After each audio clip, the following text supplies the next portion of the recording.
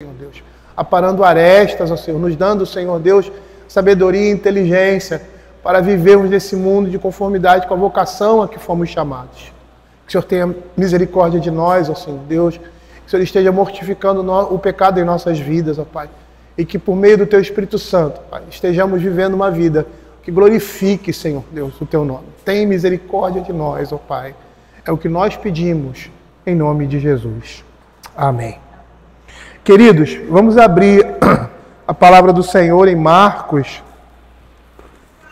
agora dos capítulo 9, do verso 42 até o verso 50. É o que pretendemos, né, se o tempo assim nos permitir, desenvolver hoje nesse culto. E eu gostaria que os irmãos estivessem acompanhando, né, a minha leitura, e logo após essa leitura nós passaremos para a exposição. Diz assim: e quem fizer tropeçar a um destes pequeninos crentes, melhor lhe fora que pendurasse ao pescoço uma grande pedra de moinho e fosse lançado no mar. E se tua mão te faz tropeçar, corta-a, pois é melhor entrar de maneta na vida do que tendo as duas mãos ires para o inferno, para o fogo inextinguível, onde não lhes morre o verme e nem o fogo se apaga. E se teu pé faz tropeçar, corta-o. É melhor entrares na vida aleijado do que tendo os dois pés seres lançados no inferno, onde não lhes morre o verme, nem o fogo se apaga. E se um dos teus olhos faz tropeçar, arranca-o.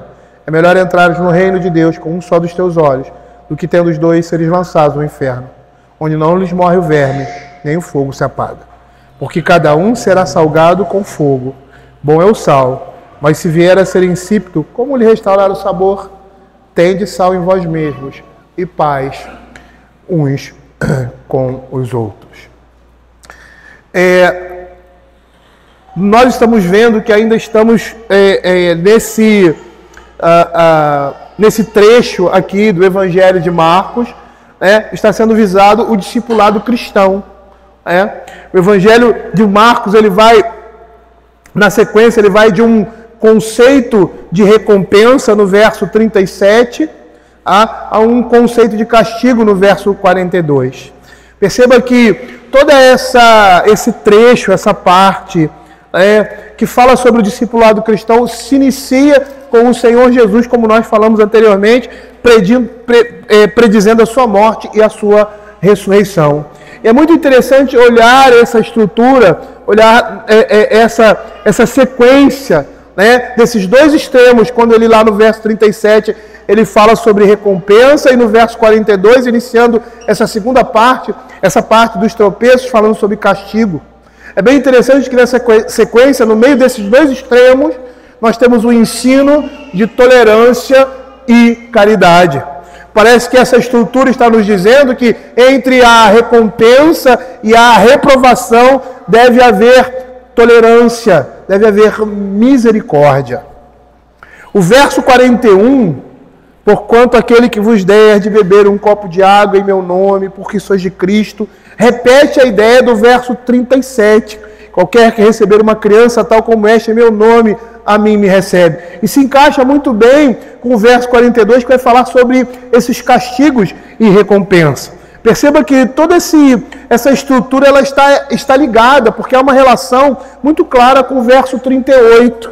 Quando ele diz: mestre, vimos um homem que em teu nome expelia demônios, o qual não nos segue, e lhe o proibimos porque não seguia conosco.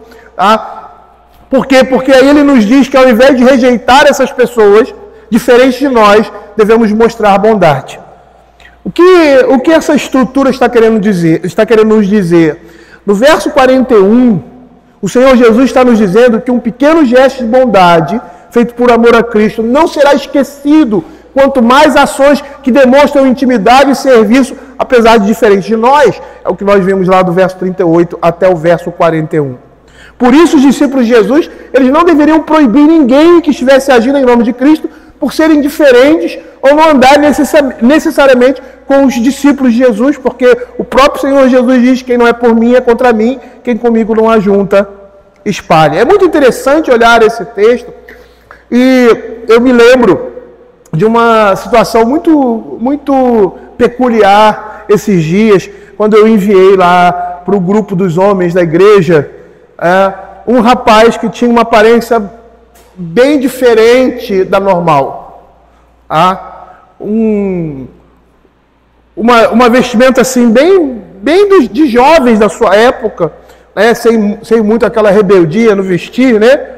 Era uma roupa que caracterizava a sua idade, né? Bem contemporânea. E eu achei impressionante porque ele expressou em poucas palavras um conceito profundamente bíblico a respeito da fé.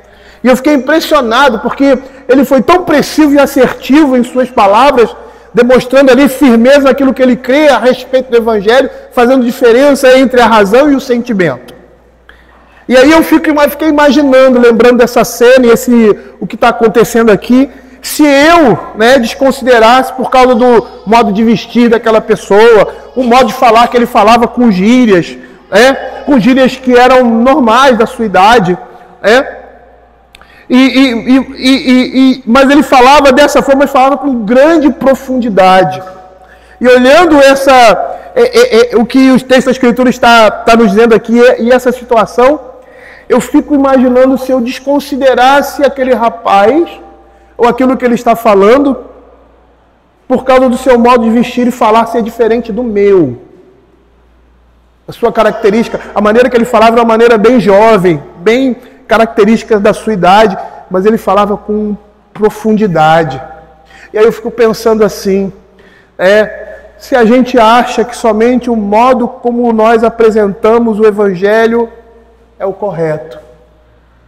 E eu não estou falando de blasfêmia ou diminuição da seriedade e respeito com que nós devemos tratar o Evangelho, e que por vezes nós vemos isso no meio midiático, né? Na televisão, nas redes sociais.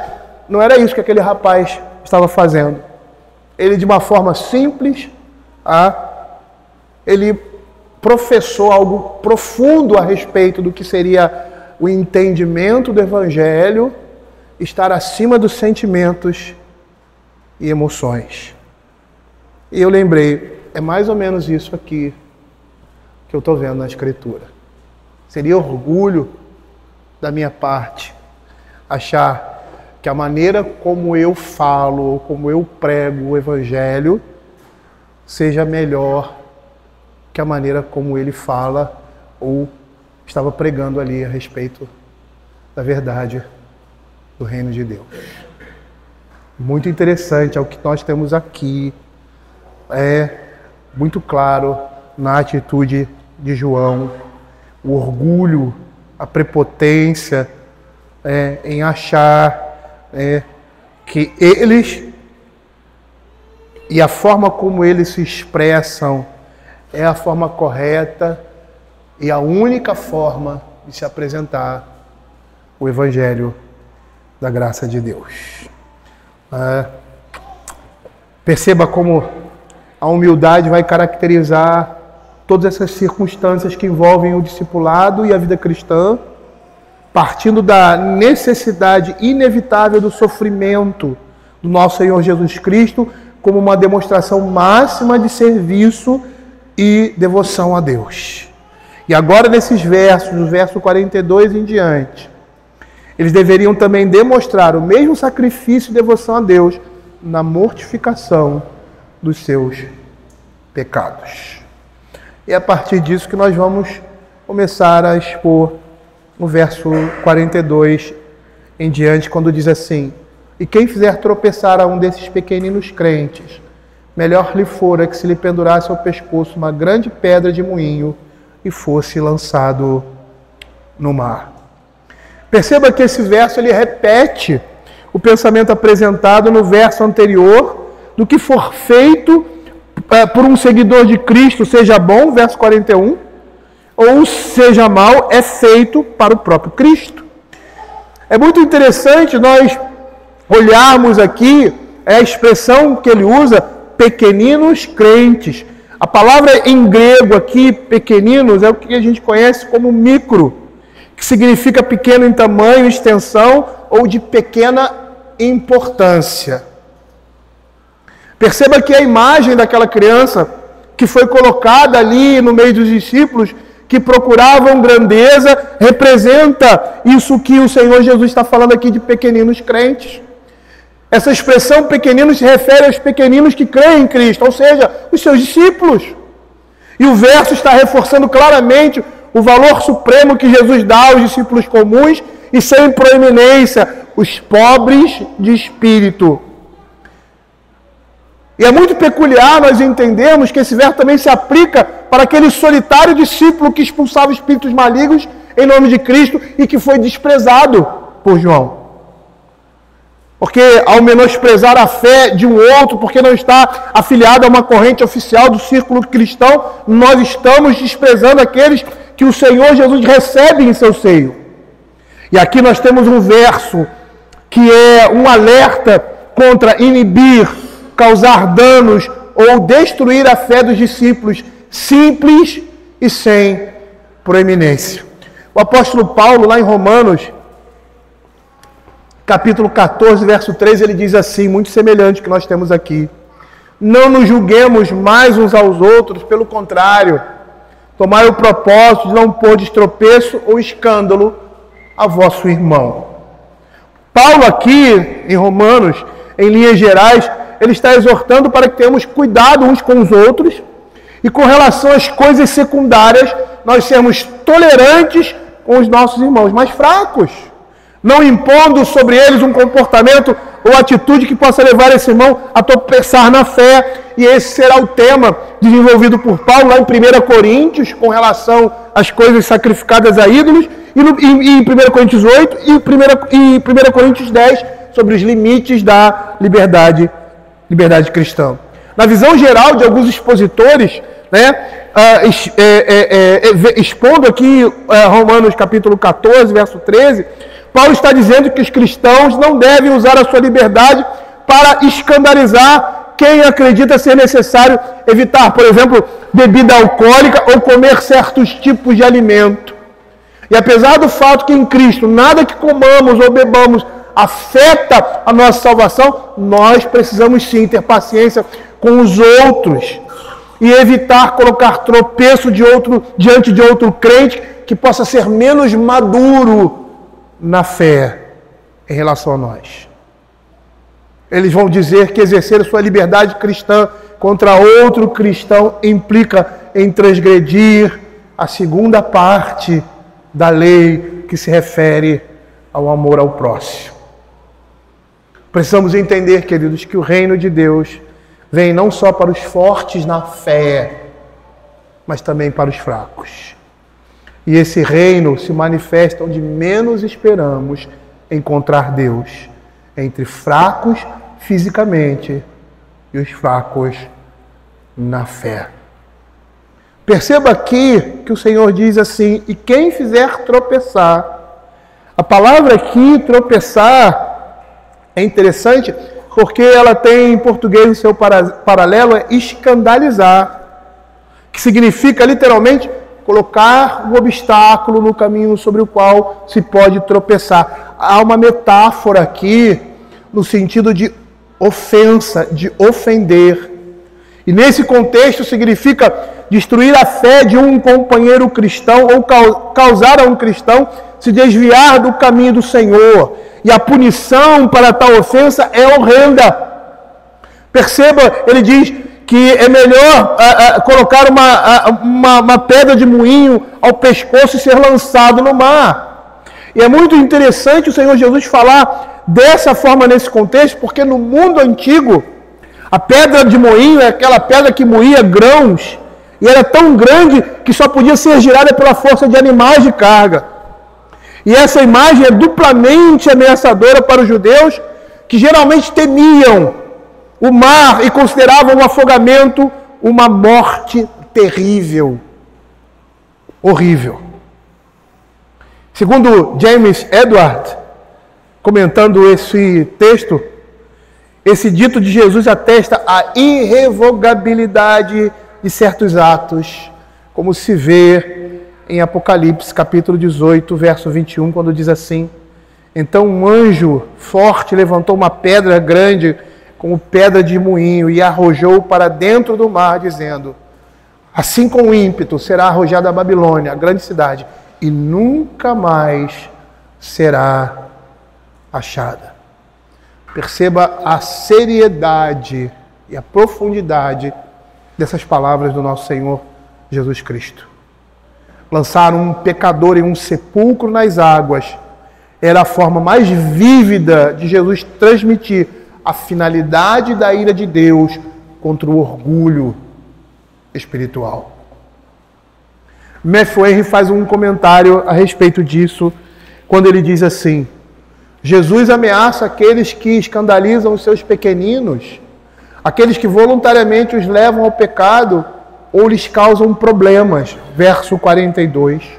Qualquer que entristecer um cristão verdadeiro, ainda que seja o mais fraco deles, que se opuser à sua entrada no caminho de Deus, ou desencorajar ou obstruir o seu progresso nesse caminho, que o impedir de fazer o bem ou levá-lo a cometer o pecado, melhor lhe fora que lhe pusessem ao pescoço uma grande pedra de moinho e que fosse lançado no mar. O seu castigo será imenso, e a morte e a destruição da sua alma serão mais terríveis do que a morte e a destruição do seu corpo. A seriedade dessas palavras do Senhor Jesus é chamando a nossa atenção para algo que muitas vezes, pela excesso de prepotência, de orgulho ou de suposta superioridade, nós desconsideramos aqueles que são mais fracos da fé e desprezamos aquilo que Deus inicialmente colocou em seus corações. Isso é muito sério, queridos. E eu fico pensando, não só, mas naqueles que abraçam o Evangelho inicialmente, e são enganados, são desviados por falsos mestres e falsos profetas, levando essas pessoas que inicialmente abraçaram o Evangelho a tropeçar e cair. O seu castigo, como diz aqui, será imenso. A sua morte, a morte e a destruição da sua alma serão terríveis, mais terríveis do que a destruição do seu corpo. Mas nessa continuidade, nós temos aqui o verso 43 em diante, que vai mudar o foco. O foco era externo agora, levando outros a pecar, mas agora é interno. Pois os crentes podem ceder voluntariamente ao pecado. Ele vai dizer assim: e se tua mão te faz tropeçar, corta-o, pois é melhor entrares maneta na vida do que tendo as duas mãos ires para o inferno, para o fogo inextinguível. E se teu pé te faz tropeçar, corta-o, e se teus olhos te faz tropeçar, arranca-o. É melhor entrares no reino de Deus com um só dos teus olhos, do que tendo os dois seres lançados no inferno. Os versos 43, 45 e 47 usam partes essenciais do corpo como metáforas para o perigo de cair em pecado. E por quê? Porque é por meio deles, é por meio dos elementos do nosso corpo que pecamos contra o Senhor.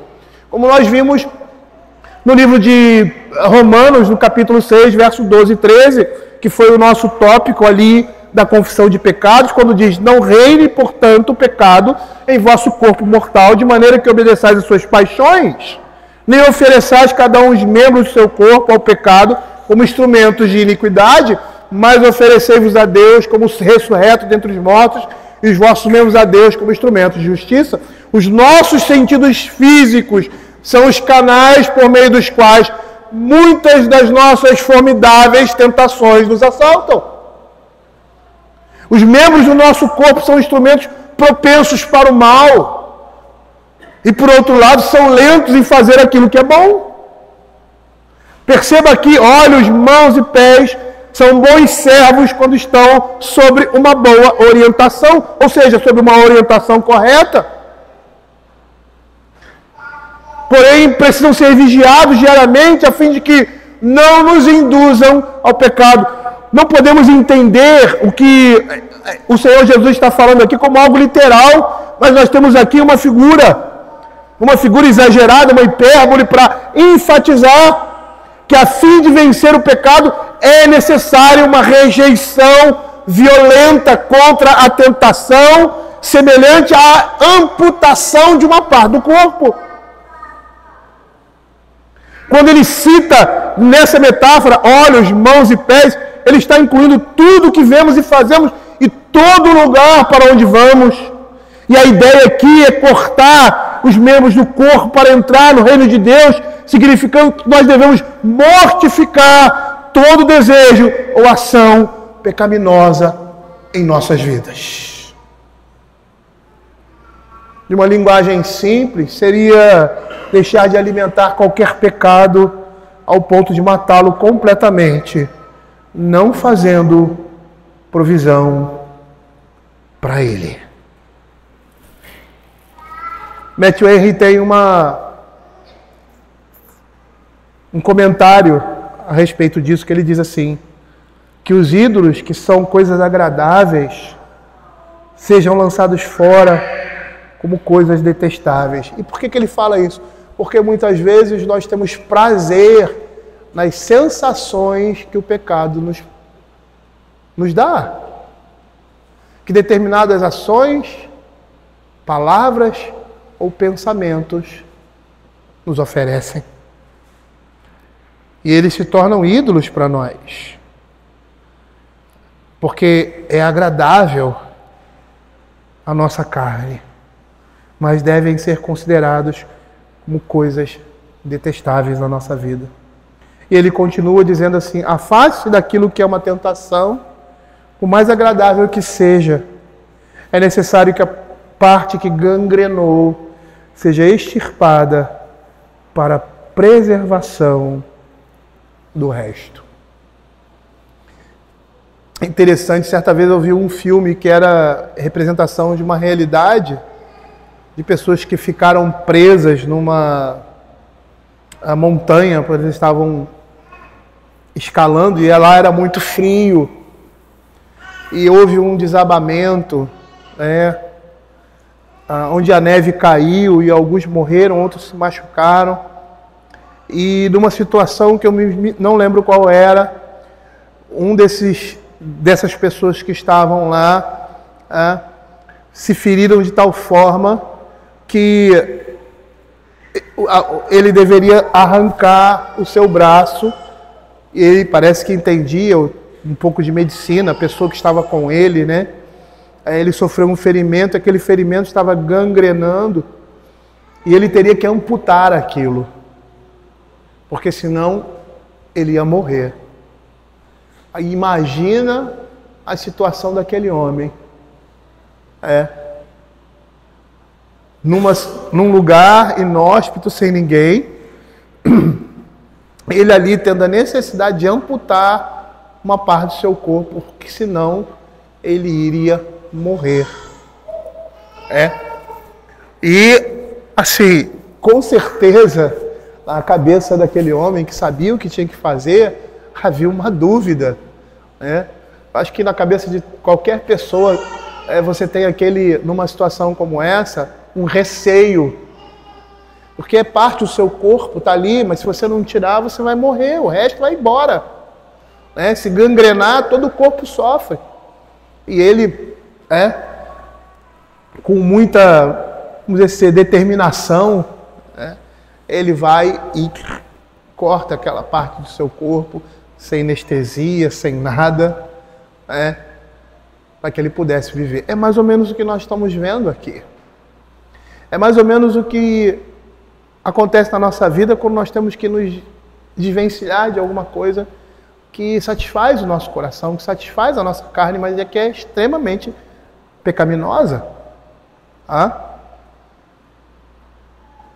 É uma parte que está ferida de modo incurável, que deve ser amputada para que as partes saudáveis não se contaminem. E aí, nesse contexto, nós devemos nos submeter à dor, tanto quanto ao abandono do pecado, para não sermos levados à destruição. Provavelmente aquele homem deve ter sentido uma dor excruciante, algo que fora da imaginação de um homem comum no seu dia a dia, porque ele teve que, a sangue frio, arrancar uma parte do seu corpo para que não pudesse morrer. É o que nós estamos vendo aqui, essa é a mesma imagem com relação ao pecado, seja ele qual for. Seja ele qual for. Por quê? Porque ele diz assim, verso 43, pois é melhor entrares maneta na vida do que tendo as duas mãos irem para o inferno, para o fogo inextinguível. É lógico que ninguém entra no inferno aleijado, né? Pelo contrário, se você é um homem que tem algum defeito físico, na eternidade, na ressurreição, você não terá mais esse defeito.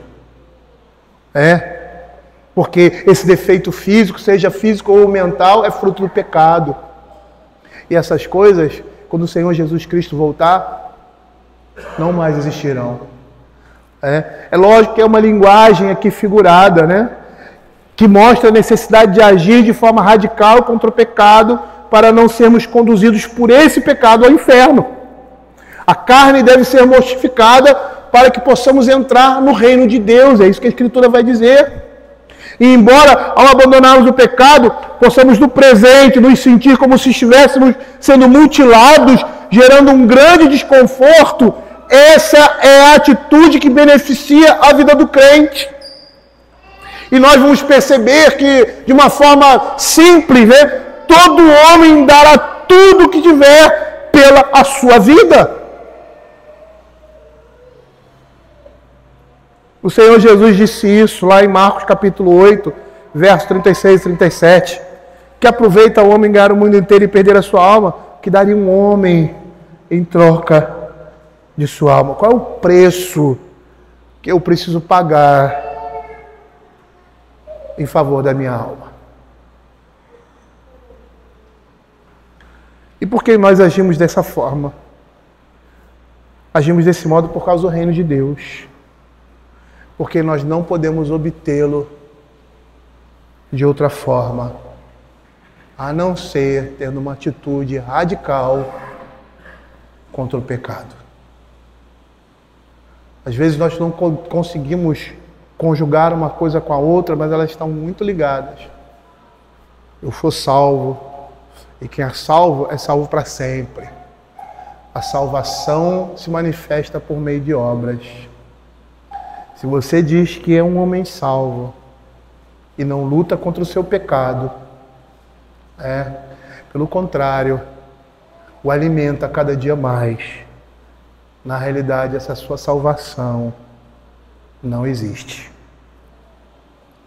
Mateus capítulo 11, verso 12, eu já preguei sobre esse texto, ele vai dizer assim: o reino dos céus é tomado por esforço, e os que se esforçam se apoderam dele. É muito interessante a nossa relação com o pecado, porque ao mesmo tempo que existe um certo prazer no pecado, existe um ódio com relação a esse pecado. E se você é uma pessoa que não está satisfeita consigo mesmo, porque está dando vazão ao pecado, você está mostrando que existe a graça de Deus no seu coração.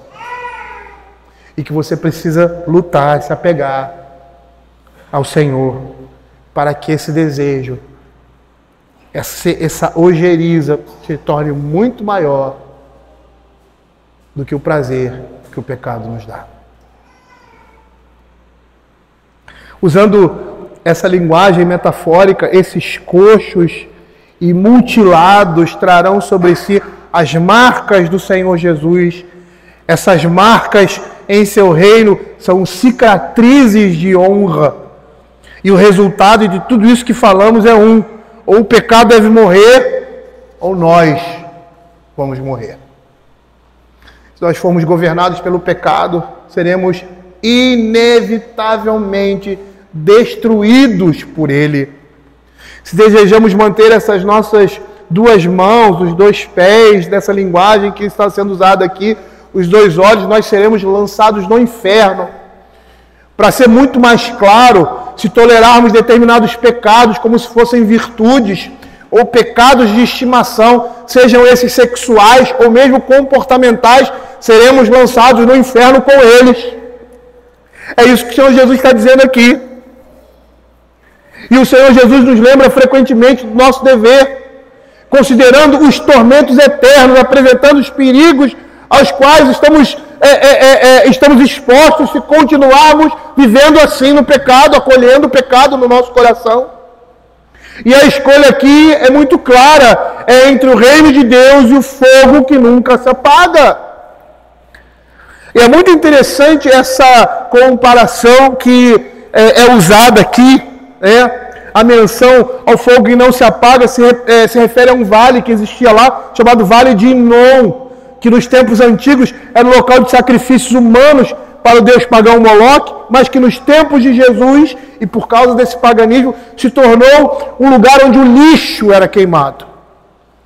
E aquele fogo permanecia dia e noite, queimando o lixo da cidade e nunca se apagava. Era uma imagem bastante marcante para os judeus da época com relação ao castigo eterno. Era um retrato assim repulsivo do horror do fogo eterno no inferno. E um motivo também forte para se obter o controle sobre o pecado e sobre a tentação. Eu queria fazer uma aplicação disso. Olhando para isso que o Senhor Jesus está falando aqui. Nós tomarmos uma resolução pela graça de Deus, fazendo uso prático dessa exortação do nosso Senhor Jesus, que nós devemos considerar um conselho sábio de um pai cheio de ternura, ou como uma advertência de um amigo querido, fiel. E por mais que possamos ser ridicularizados por causa do nosso rigor e precisão contra o pecado, nós precisamos crucificar a nossa carne com as suas paixões e concupiscências. Porque são esses que fazem isso, que agem dessa forma, que demonstram que são de Cristo Jesus. Como Paulo fala em Gálatas, capítulo 5, verso 24. E os que são de Cristo Jesus crucificaram a carne com as suas paixões e concupiscências. Significa que a gente tem que negar a nós mesmos qualquer prazer que incorra no perigo de pecarmos contra o nosso Senhor Jesus Cristo. É muito interessante o que Jó vai falar lá em Jó 31, versos de 1 a 40. Não vou ler todo o texto, mas ele diz que fez aliança com os seus olhos e que todo o seu proceder fora reto diante de Deus. Ele diz assim: fiz aliança com os meus olhos, como, pois, os fixaria eu numa donzela? Que porção, pois, teria eu do Deus lá de cima, e que herança do Todo-Poderoso desde as alturas? Acaso não é perdição para o iníquo e infortúnio para os que praticam a maldade? O apóstolo Paulo também, nesse mesmo entendimento com relação ao pecado, lá em 1 Coríntios, capítulo 9, versos 25 a 27, ele diz assim: todo atleta em tudo se domina, aqueles para alcançar uma coroa corruptível, nós, porém, a incorruptível.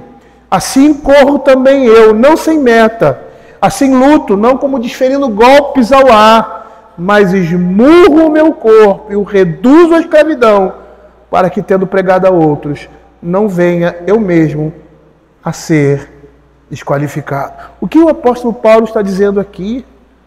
O apóstolo Paulo está dizendo aqui que se priva de muitas coisas para que ele não seja enganado pela sua própria natureza humana e seja encontrado tendo prazer no pecado. Por isso ele fala de um atleta que se domina, porque um atleta precisa fazer determinadas coisas que um homem normal não precisa. Ele precisa ter uma dieta saudável, como todos nós, mas que você não precisa ter. Focada em determinados alimentos, em evitar determinadas comidas. Por quê? Porque o objetivo dele é que, por meio daquilo que ele come, possa dar mais força e resistência para aquilo que ele está fazendo. Ele vai ter horários diferentes dos outros homens. Por quê? Porque o objetivo dele é se preparar, e se preparar bem o seu corpo, a sua mente, para que ele possa executar aquela tarefa e ganhar, chegar em primeiro lugar, ganhar o primeiro prêmio. Paulo está dizendo que se os homens agem assim de forma natural para alcançar aquilo que é corruptível, aquilo que passa, aquilo que tem um valor que se desmancha, muito mais nós. Por isso ele diz que esmurra o corpo e reduz a escravidão para que, tendo pregado a outros, não venha ele mesmo a ser desqualificado. E nós precisamos andar nesses mesmos passos para que a nossa entrada no reino de Deus seja amplamente suprida nas nossas vidas. Lembre que o escritor de Hebreus diz que sem santificação ninguém verá o Senhor. E nós, como crentes, nós vamos nos privar de muitas coisas, às vezes até lícitas, dependendo de cada um, da disposição de cada um, ou da força ou da fraqueza de cada um, por causa do reino de Deus. Veja o que o apóstolo Pedro,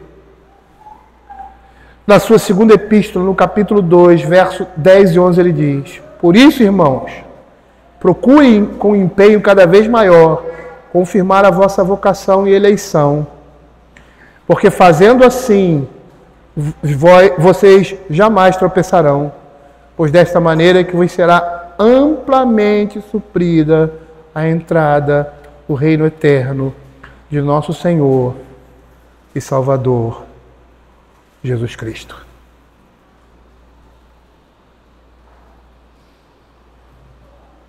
Queridos, nós não podemos levar a vida cristã de qualquer jeito. A Escritura mostra que disso representa depende, melhor dizendo, a nossa eternidade. E que nós, nesse mundo, devemos nos desvencilhar daquilo que nos apega a isso aqui. Que nos faz ser homens desse mundo. Mas nós não fazemos parte desse mundo. A Escritura diz que nós somos estrangeiros e peregrinos. E como estrangeiros e peregrinos, nós precisamos viver nessa terra. É muito interessante que você conhece uma pessoa que está de passagem em um determinado lugar. Ela não faz parte daquele lugar ali. Ela vive ali, mas você reconhece que ela está de passagem ali pela linguagem, pelo modo como ela se comporta. Você sabe que ele não vai passar muito tempo ali naquele determinado lugar, porque ele não faz parte daquele lugar. Eu me lembro de um texto da Escritura falando a respeito de Jesus, que as pessoas olharam para ele e o desprezaram porque eram samaritanos, se eu não me engano, porque o intuito dele era ir para Jerusalém. Eles perceberam, ele não vai ficar aqui, ele vai para Jerusalém, ele é um judeu, e aí tem toda essa inimizade, conflito entre judeus e samaritanos, né? E é muito interessante porque essa imagem aqui mostra, fazendo um paralelo, a nossa realidade nesse mundo. As pessoas devem olhar para nós e perceber que a gente está de passagem, que a gente não faz parte desse mundo nem dessa época, apesar de vivermos nessa época, e que nós estamos indo para um lugar muito melhor, no meio daquilo que nós vivemos no nosso dia a dia. Perceba aqui o final desse trecho, quando ele diz assim: onde não lhes morre o verme, nem o fogo se apaga. Perceba que nessa metáfora, a realidade e o horror do castigo futuro na eternidade está presente aqui. E essas palavras aqui são assustadoras e devem exigir de nós uma reflexão. Elas devem ser lembradas e consideradas por todos os cristãos.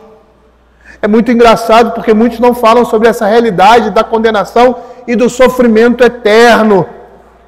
E às vezes as pessoas acham, por não falar isso, que existe uma misericórdia aí por trás, mas não há misericórdia alguma em ocultar aos homens sobre este assunto, ou seja, sobre a realidade da morte eterna, sobre a realidade do sofrimento eterno, sobre a realidade do inferno. Às vezes nós mesmos, crentes, nós não pensamos isso. Pare para pensar, meu irmão. Imagine o que é sofrer eternamente. Muitos já criaram teorias distintas, como, me esqueci o nome dela agora, não vou lembrar, como da extinção do homem, quando ele morre, acabou, ele deixa de existir e acabou. Mas não é assim, ele vai viver eternamente, sofrendo. Aqueles que não se dobraram, aqueles que não entregaram a sua vida, não foram alcançados pelo Evangelho, vão passar a sua eternidade, a sua existência eterna, sofrendo diante do Cordeiro. Já pararam para pensar nisso? Às vezes eu paro sobre isso, eu fico espantado. Como assim? O ser humano vai viver eternamente em sofrimento porque rejeitou a Cristo. E aí você vê que esse mundo, o tempo que a gente passa aqui é um pingo no oceano.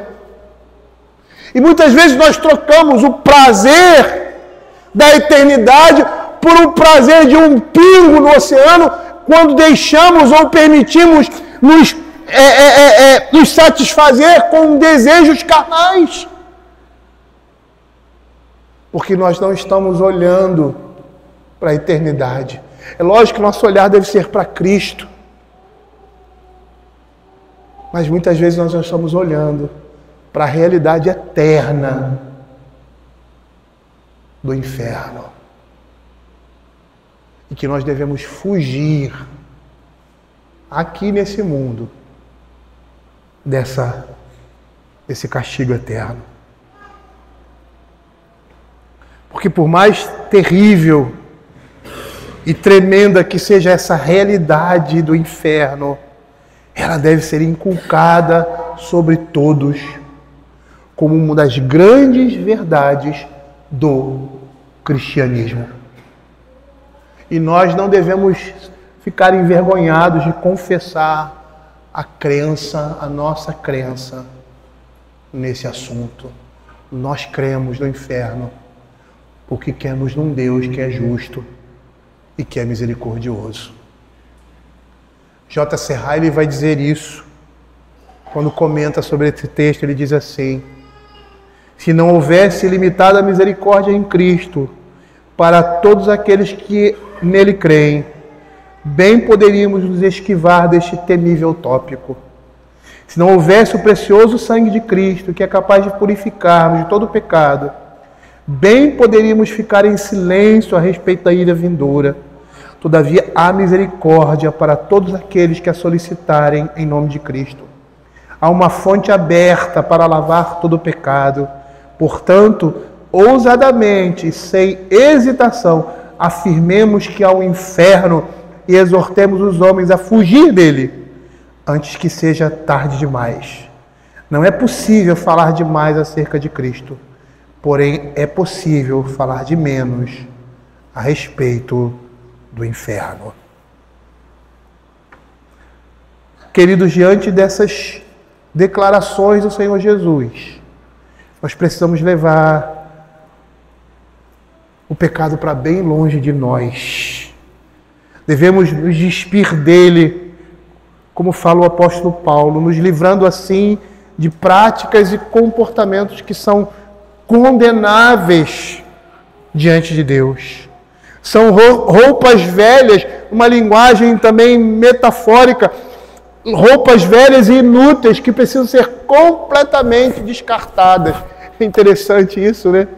Eu emagreci um pouquinho e aí tem algumas roupas lá que eu gosto e que eu estou com dificuldade de me desfazer. Eu não vou voltar a esse peso, se Deus quiser. Pelo contrário, eu quero chegar aos 2 dígitos. Mas tem umas roupas lá que eu olho e tal, umas camisas tão imensas em mim. algumas americanas que eu comprei quando eu estava gordinho, né? E agora elas estão imensas. E eu estou com dificuldade de me desfazer dessas roupas, porque eu gostava delas, mas elas não cabem mais em mim. O que eu vou fazer? Eu vou engordar de novo? Não. Senão minha saúde vai para o espaço. Pressão sobe, pré-diabetes. Eu preciso estar num peso adequado para que a minha saúde, esteja em dia. Né? Eu não quero deixar minha esposa e os meus filhos aqui antes do tempo. Mas eu olho aquelas roupas, poxa, tão bonita, tão... E aí a gente, fazendo esse paralelo aqui, a gente às vezes tem um sentimento de apego com uma veste antiga, que não serve mais, mas às vezes você quer colocar, e aí as pessoas olham para você, ei rapaz, você emagreceu, está um balão essa camisa, essa calça em você, você quer colocar, mas ela não cabe mais, ela não serve mais para você, mas às vezes você quer usar, Não sei por quê, porque você gosta, porque sei lá o quê. É uma imagem do pecado que nós precisamos abandonar, e às vezes não serve mais para nós, não faz, não tem mais nada a ver conosco, mas nós queremos usar, nós devemos jogar essas roupas velhas, essas vestes velhas, inúteis agora, fora. Elas precisam ser descartadas. Mas a tendência de muitos crentes é a minha tendência de olhar essas roupas e às vezes de racionalizar a respeito delas. Ou seja, a tendência de muitos crentes é racionalizar sobre os seus pecados de estimação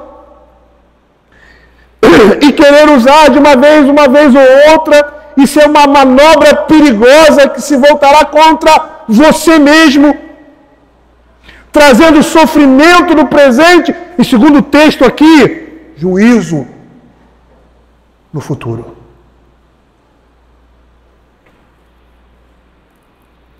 E eu gostaria de parar por aqui. Teria mais um tempo aí, não seria muita coisa, mas vou deixar esse final para depois.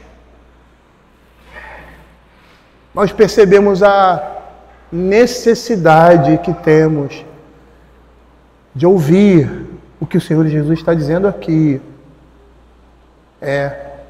E como aquele homem lá na montanha gelada, que teve que cortar um membro do seu corpo sem anestesia, porque senão ele ia morrer.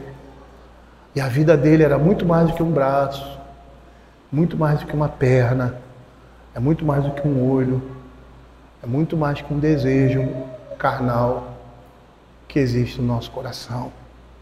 E que por isso deve ser arrancado. Não pode ser alimentado, ele deve morrer à míngua.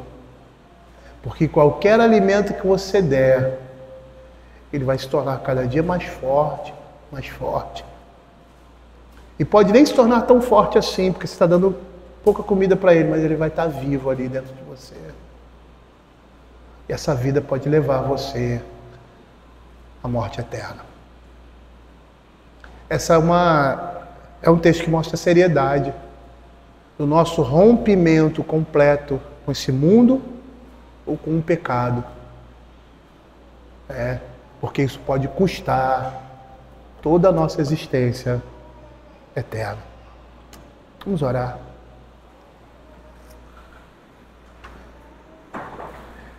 Senhor Deus Pai, nós queremos pedir, ó Pai, que por meio daquilo que foi dito aqui, que possamos como crentes avaliar a nossa vida e perceber a necessidade que temos, ó Senhor Deus, de ter uma atitude radical contra o pecado, ou contra qualquer tipo de sentimento pecaminoso que muitas vezes nós temos e alimentamos no nosso coração. Essa é uma realidade de cada um de nós, minha e de cada um aqui presente, Pai. Muitas vezes nós temos prazer de pensar determinadas coisas, de agir de determinadas formas, ó Senhor Deus. Aquilo nos dá prazer, mas é um prazer maligno, é um prazer infernal, porque é um prazer que leva à morte. E que a tua palavra diz que devemos cortar como um membro de um corpo. E porque o Senhor Jesus fala dessa forma? Porque é como se estivéssemos cortando um membro do nosso corpo, porque dói, porque traz dor. Mas por meio dessa dor, nós conseguimos viver. Porque se não fizermos isso, nós estaremos condenando todo o nosso corpo à perdição e à destruição eterna. Que possamos, ó Senhor Deus, olhar essa exortação do nosso Senhor Jesus Cristo, Senhor, e tomar, ó Pai, uma postura, Senhor Deus, real com relação aos nossos pecados, seja ele qual for, mentira, desejos sexuais ilícitos, a ira, gritaria ou qualquer outro tipo de pecado, cólera, mentira, que, Senhor Deus, possam trazer, ó Pai, prazer e satisfação a nós, mas que nos levem, Senhor Deus, à destruição eterna. Tua palavra diz que nós hoje estamos em Cristo Jesus e precisamos abandonar essas vestes antigas e nos revestir daquelas vestes que são próprias do nosso Senhor e Salvador Jesus Cristo. Fica com o teu povo, Pai, e que possamos encarar isso com seriedade em nossas vidas, ó Pai, para que não deixemos, ó Pai, nenhuma brecha, Senhor Deus, nenhuma oportunidade, Senhor Deus, para o inimigo e a nossa própria carne e esse mundo destruírem a nossa vida. É o que nós pedimos